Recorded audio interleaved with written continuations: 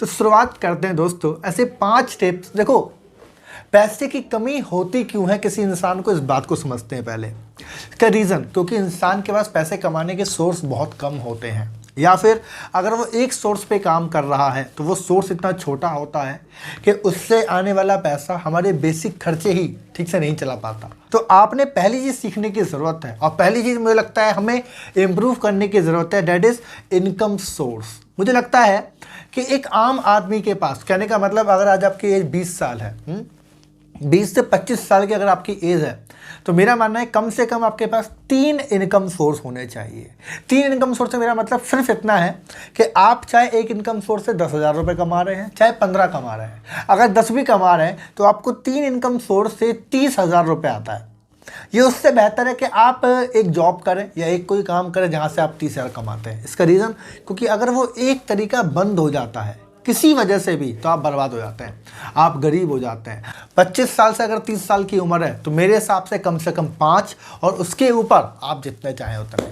देखिए, मेरा मानना है 30 की एज तक पहुंचने से पहले आप 1 करोड़ रुपए महीने कमाने का गोल बनाओ या मत बनाओ, लेकिन कम से कम 5 इनकम सोर्स के गोल आप ज़रूर बना लो, ताकि आप सही स्ट्रेटजी पे काम कर पाओ। एंड दूसरी टिप्स इसी से लिंक करती है, एंड दैट इज़ लर्निंग। आपको सीखना पड़ेगा। देखो यार, अगर तुमको इनकम सोर्स क्रिएट करने आ रहे होते तो यहाँ इस वीडियो को थोड़ी देख रहे होते, है ना।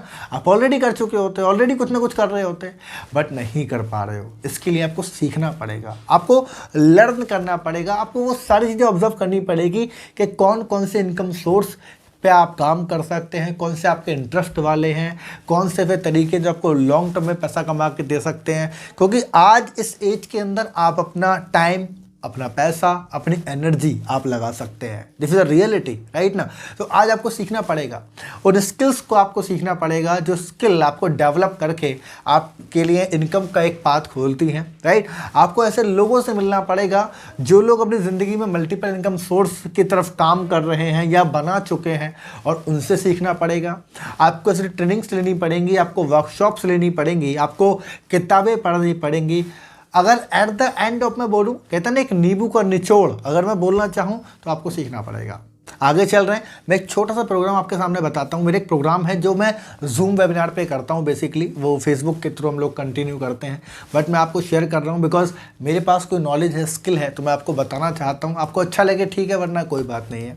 मेरा प्रोग्राम है जिसका नाम है your next door is millionaire.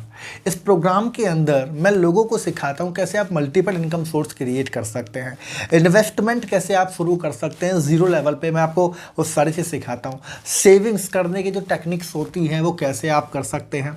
साथ ही साथ ऐसे 7 स्टेप्स होते हैं फाइनेंस के कि जो आपके पर्स को हमेशा भर के रखते हैं। ऐसी 11 गलतियाँ जो आपको बर्बाद कर देंगी, जाने अनजाने आपको गरीब कर देंगी। ये सारी बातें हम करते हैं, एंड इसका प्राइस है हाँ थोड़ा सा, and the price is only 59 rupees, only 59 रुपये इसका प्राइस है, 59 रुपीज़, यू नो। एंड इसका प्राइस रखा क्यों है ये बता देता हूँ, because that is a filter. ये फिल्टर है बस। देखो, फ्री की चीज़ें बहुत आसान होती हैं मिलनी, और लोग उसको अडॉप्ट भी नहीं कर पाते हैं और इम्प्लीमेंट भी नहीं कर पाते। इस वीडियो को आप देख रहे हैं, मैं जो बातें बताऊंगा आप सारी बातों से अग्री तो करोगे, बट मेरा वादा है आपसे कि आप इनको नोट डाउन नहीं करोगे, आप इसको इम्प्लीमेंट नहीं करोगे, सुन के अग्री करोगे, शायद पल भर सोचोगे और बैक टू नॉर्मल लाइफ। थोड़ा पैसा लगता है तो एक फ़िल्टर बन जाता है। कहते हैं ना कि छल्ली में एक फ़िल्टर, छल्ली फ़िल्टर की तरह होती है। जो फ्री वाले लोग हैं, जो खाली देखने वाले लोग हट जाते हैं, और जो इम्प्लीमेंट करने वाले लोग होते हैं वो छट जाते हैं, राइट है। तो छोटा सा प्राइस बस इसीलिए रखा गया है। नीचे डिस्क्रिप्शन में लिंक है, जैसे आप लिंक पर जाएंगे आप पे करेंगे, पे करने के बाद व्हाट्सएप और ईमेल पर आपको ये प्रोग्राम पूरा मिल जाता है। ये रिकॉर्डेड होता है प्रॉपरली, जिसको आप देख पाते हैं। साथ ही साथ इसके साथ बाद आपको मेरे साथ मिलने का मौका मिलता है 1 to 1। वहाँ पर बैठ के मैं आपकी थोड़ी और हेल्प करता हूँ, थोड़ा आपको और समझने की कोशिश करता हूँ कि कैसे आप बेहतर कुछ कर सकते हैं अपनी ज़िंदगी के अंदर। तो अगर आपको ज़रा भी लगता है कि इस प्रोग्राम को लेना चाहिए तो डिस्क्रिप्शन में लिंक है, एंड यू कैन, आप जा सकते हैं, राइट। अगर बैक टू टॉपिक आए तो मैं तीसरी पॉइंट की बात करूँगा, and that is the liability. देखो यार, एसेट लायबिलिटी हम सभी लोग पढ़ते हैं, हमने सुना भी होगा कि एसेट क्या होता है, लायबिलिटी क्या होती है। बट लायबिलिटी में बस आपको मैं एक बात बोलना चाहूँगा कि ज़्यादातर लोग कुछ भी सोचकर, कुछ भी समझकर भी एक गलती करते हैं लाइबिलिटी खरीद के लाने की। लाइबिलिटी से मेरा मतलब खाली इतना है कि आप ऐसी चीज़ खरीद के लेके आते हैं जिससे आपको पैसा नहीं आता है, लेट्स इट। इसके अलावा कुछ भी नहीं है, मैं कुछ कह ही नहीं रहा। कहने का मतलब क्या है, फॉर एग्जाम्पल मैं आपको दिखा रहा हूँ, जैसे कि दिस इज़ अ वॉच, या आप वॉच देख रहे हैं, दिस इज स्मार्ट वॉच। अगर मैं इसको 3,000 रुपये खरीद के लेके आया तो आप बोलेंगे इसका क्या इम्प्रूवमेंट है, ये मेरी लाइफस्टाइल को इंगेज करता है, डेट इज़। अब हो सकता है कि ये वॉच मेरे लिए बेहतर हो, कि मेरी लुक इससे अच्छी आती हो, ताकि मैं अपनी ट्रेनिंग्स मीटिंग के अंदर अपना इंप्रेशन ज़्यादा अच्छा बना सकूं। समझ में आ रहा है? कहने का मतलब है कि आप कोई 10,000 रुपये, 20,000 रुपये की, 50,000 रुपये की चीज़ खरीद के लाते हैं। मैं बहुत छोटा एग्जाम्पल दे रहा हूँ। जिसका 3,000 रुपये की ये स्मार्ट वॉच, लोग तो 1.5 लाख रुपये का आईफोन ला रहे हैं। 1.5 लाख रुपए के अंदर अपना बिजनेस शुरू कर सकते हैं। वो 50,000 रुपये का लैपटॉप खरीद के लेके आते हैं। 50,000 रुपये के अंदर अंडर 50,000 वो बहुत सारे स्किल सीख के बिजनेस शुरू कर सकते हैं। मेरे कहने का मतलब ये है कि जब आपकी अभी एज कम है, या फिर आप अगर कुछ इम्प्रूव करना चाहते हैं, तो आप थोड़ा पैसा लगाएं अपने स्किल पे, सीखने पे, समझने में, और इस बात को समझने में कि आप वो चीज़ खरीदें या वो चीज़ करें जो आपकी जेब में ना सिर्फ पैसे को निकाले, उल्टा डाले भी। राइट, इसका पॉइंट मैं कवर करूं थोड़ा सा। नंबर 4 टॉपिक पे चलते हुए आपको समझना चाहिए इनकमिंग और आउटगोइंग का फॉर्मेट। इनकमिंग आउटगोइंग क्या होता है, ये मैं अपनी ज़िंदगी में इम्प्लीमेंट करता हूं दोस्तों। मतलब क्या है, आपके पास कितना पैसा आ रहा है और कितना जा रहा है आपको पता होना चाहिए। एक स्टोरी बताता हूँ, मज़ा आएगा आपको। अभी रिसेंट का ही मेरा लाइफ एक्सपीरियंस है, तो आप इसे कनेक्ट कर पाएंगे। तो हमारा जो है ना, एक छोटा सा घर है, मतलब जहाँ हम रहते थे पहले, वो छोटा सा घर है, बहुत छोटी सी जगह है बस, है ना। वो बहुत ज़्यादा कंट्रास्ट नहीं है, बहुत अच्छा डेवलप नहीं हुआ था। तो अभी हुआ क्या, रिसेंट में मैं अब लोकल में आ गया हूँ, अपने शहर में आके रहने लगा हूँ।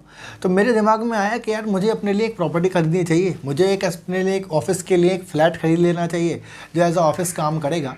राइट, तो अब मैं उसके लिए प्लानिंग करने लग जाता हूँ। मेरे पास लगभग 4 लाख रुपए का बजट आता है, 4 से 5 लाख रुपए का बजट मेंटेन करता हूँ। ये स्टोरी मैं आपको बता रहा हूँ कि आप इनकमिंग और आउटगोइंग के फॉर्मेट को समझ पाएँ। अब मैं क्यों बता पा रहा हूँ, ताकि मैंने रिलेट किया है। राइट, तो मैंने होता है 5 लाख रुपए मैं डाउन पेमेंट कहीं भी दे गए एक फ्लैट ले सकता हूँ, जहाँ मेरा ऑफिस हो जाएगा और ऑफिस से मेरा काम चलता रहेगा ऑलमोस्ट। राइट है, और उसके बाद मैं उसमें बची कुछ EMI देता रहूँगा। 20 लाख रुपए की लगभग प्रॉपर्टी है, 5 लाख रुपए मुझे पे करने हैं। उसके बाद मुझे 15,000 रुपये हर महीने EMI भरनी है, जो कि 20 साल चलती रहेगी। और कोई बड़ी बात नहीं है, बिकॉज ऑफिस है तो उतना रेंट भी जाता है। ये पहला माइंडसेट है। ये है मेरा आउटगोइंग का माइंडसेट कि एक तो मेरे पास 5 लाख रुपए हैं, उस 5 लाख रुपए को मैं ऐसी जगह लगा रहा हूँ जहाँ से मेरा पैसा जा ही रहा है। राइट, तो मैंने जज किया, मैंने दिमाग लगाया, मैंने कहा यार कुछ हम ऐसा कर सकते हैं कि पैसा मेरे पास आए ना कि जाए।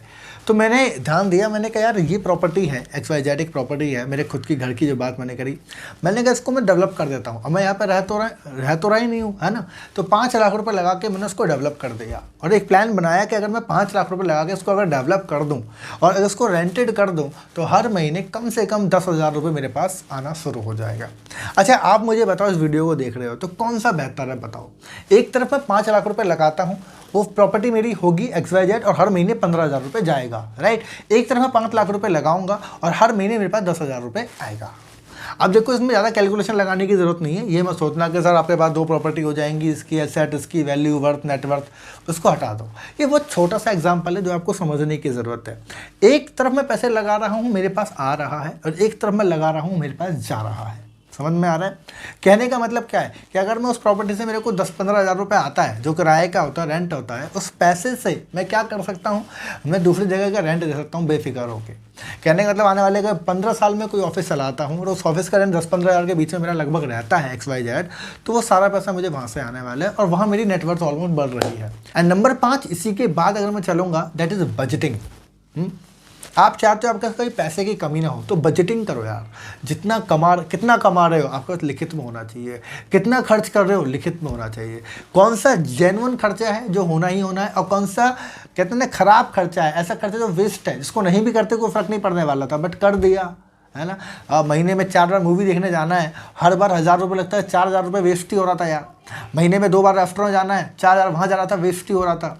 शॉपिंग करने जाना है, नॉर्मल शॉपिंग कर सकते थे, लेकिन 5,000 रुपये की शॉपिंग करनी ज़रूरी थी तो वो कर दिया। ये बजटिंग आपके हाथ में होनी चाहिए। कुछ एमरजेंसी फंड आप बनाओगे, देखो जब भी बनाओगे जब हिसाब किताब रखोगे। आपका महीने का खर्चा अगर 30,000 रुपये, तो 1 लाख रुपये का एक इमरजेंसी फंड बना लो, कुछ इंश्योरेंस वगैरह कर लो। ये चीज़ें क्या हैं, आपको सिक्योर करती हैं। देखो एक बात बताऊं, फाइनेंस के अंदर कुछ नहीं होता है दोस्तों। फाइनेंस के अंदर बस एक चीज़ होती है, इसे बोलते हैं पावर। पावर मतलब क्या है, आपका बैकबोन।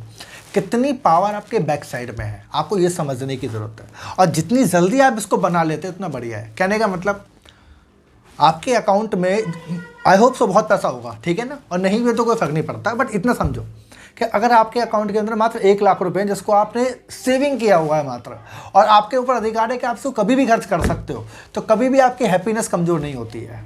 मात्र 1 लाख रुपए की बात कर रहा हूँ मैं। I am not sure 1 crore 2 crore 10 crore, अगर मात्र 1 लाख रुपए तुम्हारे अकाउंट में है और तुमने बस इसलिए उसे सेविंग किया हुआ है कि कभी भी कोई हैप्पीनेस का मौका जब आएगा तो मैं उसे खर्च कर सकता हूँ और बाद में फुलफिल कर दूंगा, आपकी ज़िंदगी बदल जाएगी।